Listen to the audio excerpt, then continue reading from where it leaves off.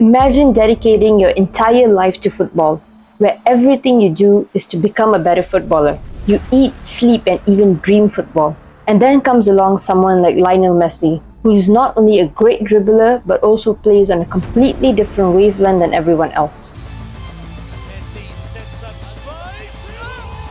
There's no doubt that he's one of the best in the world, so let's take a look at how the best does what he does best.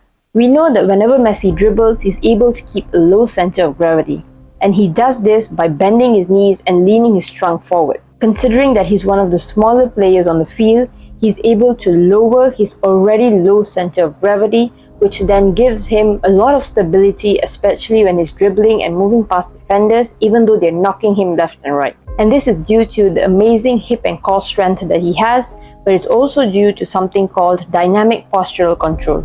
Now, dynamic postural control is basically the ability to keep the center of mass over the base of support, which are your feet, even when there are disturbances, whether anticipated or not. So basically, Messi is able to stabilize himself every time he is knocked, whether or not he anticipates the knock. And this also prevents him from having serious ankle or knee injuries, because your ankles and knees take a lot of toll when you get knocked left and right, especially when you're changing direction at really high speeds. By strengthening his hips, he's able to take load off his knees and ankles, which then makes him a very sustainable player. And if you want to know how to improve your hip and core strength, then make sure you check out this video right here, or here. Now, whenever we talk about Messi's dribbling, you can never escape the body feint. We know that he makes a drop of the shoulder and then changes direction, but the way he does it and the way you do it might actually be different. You see, when we watch videos talking about body feints and how to perform them, most of the time the people in those videos run straight at a cone and then they drop their shoulder and change direction. Now, this might or might not work, but it has a higher chance of only working with lower level players, as they don't anticipate the move, rather than with higher level players who are more experienced. You see, when Messi does his body feints, he doesn't just drop his shoulder and then move in the opposite direction. His body feints begin even before he does the feint. And this all starts with the angle of his run.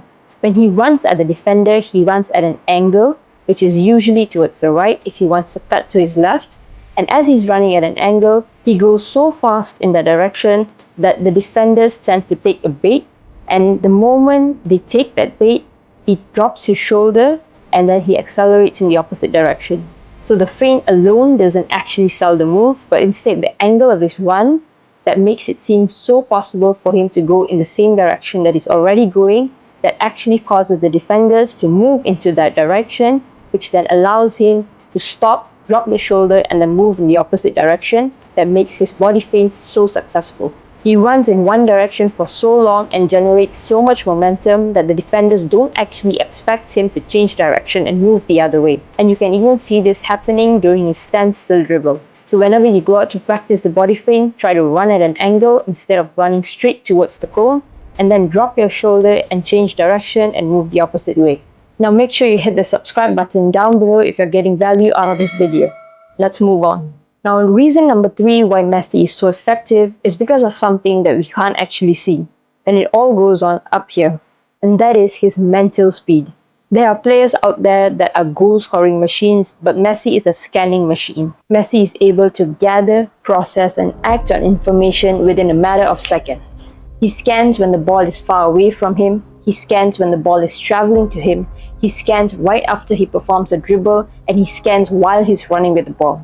And as he's scanning, he's looking for space to run into. He's looking for teammates to pass the ball to.